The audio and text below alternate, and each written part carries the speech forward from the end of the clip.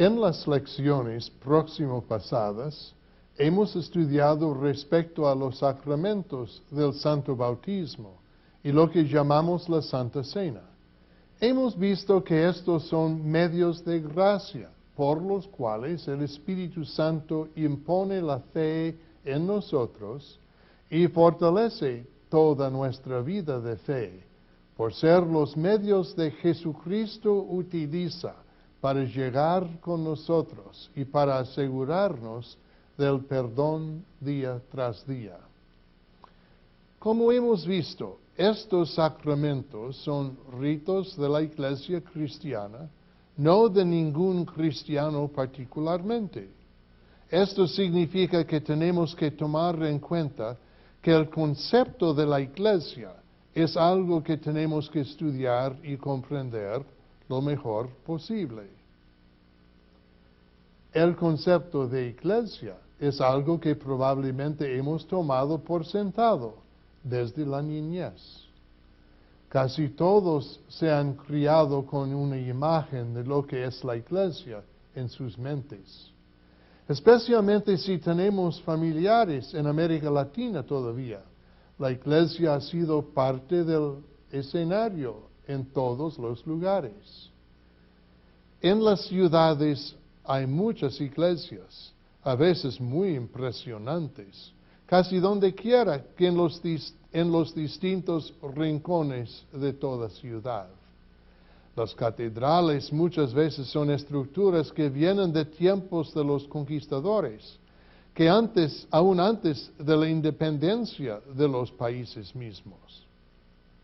En algunos lugares, en décadas recientes especialmente, hay también muchas capillas e iglesias que se han conocido por evangélicas. A veces es difícil para la gente saber lo que distinga una de la otra. Por lo general, en los Estados Unidos hay muchas iglesias, edificios dedicados a la adoración de Dios. La diferencia es que en algunos lugares son iglesias de distintas denominaciones o grupos de las iglesias en una asociación común por una misma fe y enseñanza. Esto puede confundirnos a veces, pero también sirve para que tratemos de conocer algo más respecto a ellos. No es el propósito de este curso comparar las enseñanzas de todas las iglesias, pero sí queremos por lo menos comprender lo que llamamos la Iglesia. Tenemos que comprender también que hay más y más grupos religiosos no cristianos que están en nuestro medio. En este curso comprendemos por Iglesia los grupos religiosos cristianos, los que reconocen a Jesucristo como su Señor y Salvador. Hay también distintas maneras de definir lo que Iglesia significa. Por todas las lecciones anteriores de este curso, probablemente hemos tomado por sentado que sabemos lo que es la Iglesia, y sin duda todos hemos tenido nuestras ideas propias al respecto. Sin embargo, para estar seguro que estamos comprendiendo esto de la misma manera, vamos a dedicar estas próximas lecciones a lo que nosotros comprendemos por la Iglesia y su ministerio. Tenemos que definir dos maneras comunes de ver lo que es la Iglesia. Esto toma en consideración todo lo que hoy se encuentra como las definiciones más comunes de lo que es una iglesia. La primera de estas es el concepto de la iglesia como una institución. Esto quiere decir que se considera así la iglesia más o menos como una corporación, como una entidad política especialmente. Al pensar así, la iglesia sería en su naturaleza política igual a cualquier negocio público que tendría su junta directiva y sus autoridades máximas. Pensando de esta manera, los feligreses de las distintas congregaciones serían mayormente observadores cuando algo tendría que ver con decisiones de mayor peso y consideración. Cuando la Iglesia se define como una institución, hay una concentración de autoridad en las manos de pocas personas. Los demás muchas veces pierden interés en lo que se hace, porque no son parte del grupo que toman las decisiones que afectan toda la Iglesia. La otra manera de definir lo que es la Iglesia es pensar que la Iglesia es la asamblea de los que creen en Jesucristo como su Señor. La palabra asamblea se toma en un sentido muy amplio cuando se considera la Iglesia con esta definición. No es una sola asamblea, un solo grupo, sino todos los cristianos de todas las edades.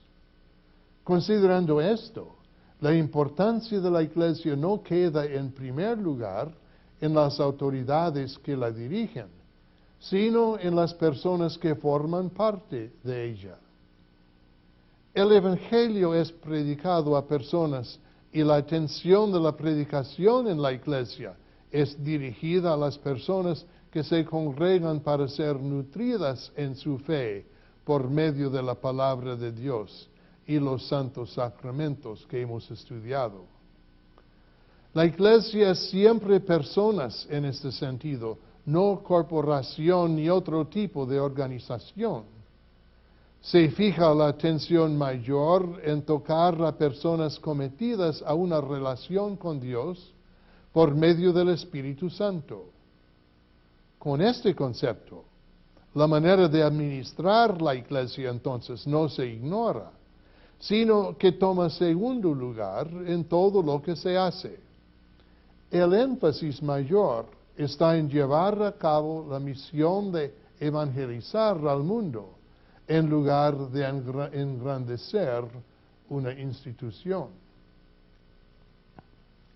Cuando consideramos estas definiciones, entenderemos que la administración de la Iglesia también sería distinta en una iglesia considerada institución de otra iglesia definida más por su misión que por su existencia como entidad política, pensando en político en el sentido de su estructura y su autoridad. Cuando pensamos en esto, tenemos que darnos cuenta que las distintas iglesias tienen varias maneras de administrarse, por lo general dependiendo de sus creencias respecto a considerar la Iglesia como institución o asamblea de fieles, como hemos visto. La administración de la Iglesia más abierta o más libre es una forma parroquial, donde los congregantes específicamente llevan toda la autoridad para llevar a cabo su misión. En el extremo, este tipo de administración en la Iglesia no permite autoridad mayor que la de la misma congregación en hacer las decisiones de la congregación. Cualquier afiliación de tal congregación con otra congregación sería para colaborar juntos, sin duda, pero la autoridad máxima quedaría en manos de la congregación sin ninguna responsabilidad mayor a ninguna otra entidad. Cuando pensamos de este tipo de administración, los grupos evangélicos bautistas y otras iglesias independientes serían probablemente los ejemplos de tal administración más comunes en nuestro país. Al otro lado de la moneda encontramos la Iglesia Católica Romana. Por supuesto, por muchos siglos la Iglesia Romana se consideraba a sí misma la verdadera Iglesia única. Por la historia de la Iglesia, esta Iglesia por muchos siglos se consideraba como la única portadora del Evangelio, aún portadora única de la salvación misma. La Iglesia romana se declaró única en administrar verdaderamente todos los dones de Dios para la Iglesia en el Concilio de Trento en el siglo XVI, durante los años 1500. Esto quedó como enseñanza oficial de la Iglesia Católica Romana hasta el Segundo Concilio Vaticano, hace 40 años. Pensando así, la Iglesia Católica Romana no ha dejado lugar a ninguna consideración fuera de la tradicional, que es una institución única con la autoridad basada en una jerarquía, con la culminación de esto en la autoridad del mismo Papa, siendo considerado vicario de Cristo en la tierra. Sus ideas se basan en una interpretación de las palabras de Jesucristo a Pedro cuando Jesús le dijo que la fundación de la Iglesia sería sobre la confesión de Él mismo, reconociendo a Cristo como su Señor. La Iglesia Católica Romana ha interpretado este texto del capítulo 16 del Evangelio según San Mateo como si la fundación de la Iglesia fuera Pedro mismo, en lugar de considerar su confesión que Cristo es el Señor como la base de la Iglesia. En su manera más extrema, esto aún causó que muchos papas creyeran que tenían autoridad no solamente sobre la Iglesia, sino también sobre todo gobierno civil. Mencionamos la famosa carta encíclica a toda la Iglesia en el año 1302, Unam Sanctam, como la mayor muestra de esta manera de pensar. Hoy día no se oye mucho de esto en ninguna forma tan extrema, pero la enseñanza misma no se ha cambiado y la sede papal, el Vaticano, se considera como gobierno civil autónomo con todos los derechos y responsabilidades de cualquier gobierno o país. En las iglesias luteranas se encuentra una variedad de formas de administrarse. No hay ninguna ley eclesiástica al respecto que rige en cada una de las iglesias. Se cree que la forma misma del gobierno de la Iglesia no es de mayor importancia. Por eso no se critica a la Iglesia romana por su forma de gobierno eclesiástico. Si desean ser gobernados por una autoridad máxima papal, esto queda dentro de su privilegio.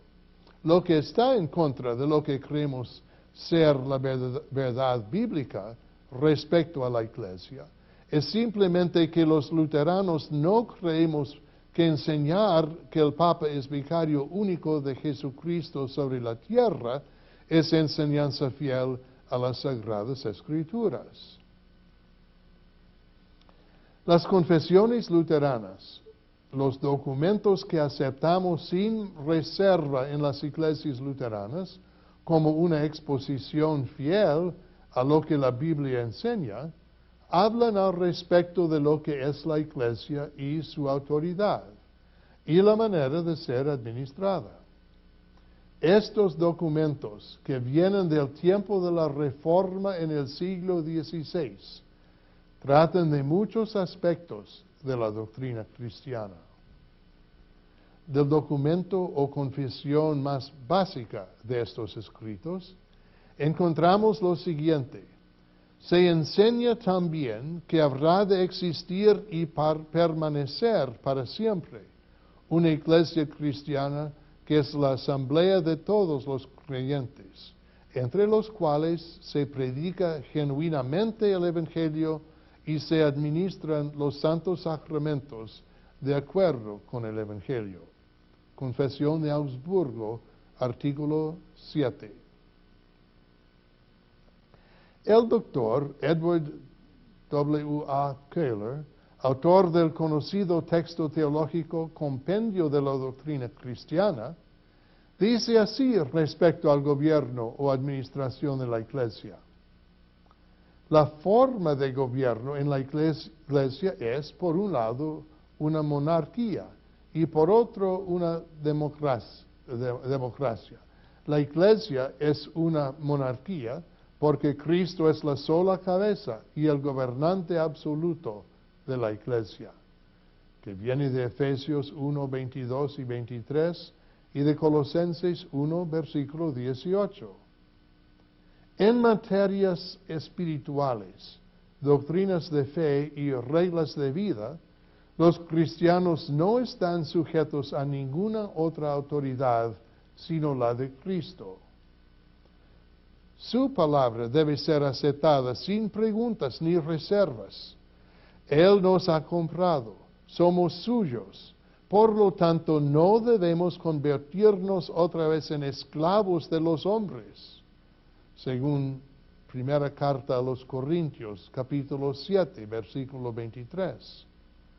La Iglesia es una democracia porque en ella todos vosotros sois hermanos. Cualquiera que sea la condición social, económica, política o eclesiástica del individuo miembro de la congregación, en la Iglesia no hay distinción y diferencia de rango, de autoridad o superioridad. No hay ni judío ni gentil, ni esclavo ni libre, ni hombre ni mujer, porque todos son uno en Cristo Jesús. Gálatas 3, versículo 28. Ninguno es mayor que su prójimo. Lucas 22, versículos 24 a 26. Aunque la tradición de la administración de las iglesias luteranas en Europa era tener un sistema jerárquico con obispos con autoridad limitada, en los Estados Unidos las iglesias luteranas han optado por sistemas de gobierno más democráticos, aun cuando se les llama a sus gobernantes obispos, por ejemplo en la Iglesia Evangélica Luterana en América. Lo que ha sido de mayor interés en las iglesias luteranas en los Estados Unidos es que todo se haga con orden y toda honestidad. En la próxima charla trataremos especialmente del santo ministerio de la Iglesia y el rito de la ordenación. Gracias.